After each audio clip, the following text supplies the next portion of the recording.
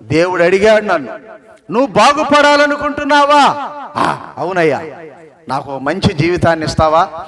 10 మంది నన్ను గురించి చెడ్డగా మాట్లాడారు కదా, అదే నోళ్లతోటి నన్ను గురించి మంచిగా చెప్పుకోవడానికి ఒక్క అవకాశం నాకు ఇస్తావా? అలాగిస్తే ఇక నాకు నువ్వే దేవుడివి, దేవుళ్ళు అనే బహువచనమును నా నోటి వెంట గాని నా హృదయంలో గాని ఉండదు. ఇక నువ్వే దేవుడు, నాకు ఇప్పటి వరకు ఇలాంటి జీవితాన్ని నాకెవ్వరూ ఇవ్వలేదు, నువ్వు ఇస్తావా అని అడిగితే దేవుని బిడ్డలారా ఇస్తానన్నాడు, ఇచ్చేశాడు. అంతే, ఇచ్చేశాడు. క్రొత్తదనం, మార్పు వచ్చేసింది. నా పేరు శ్రీనివాసు.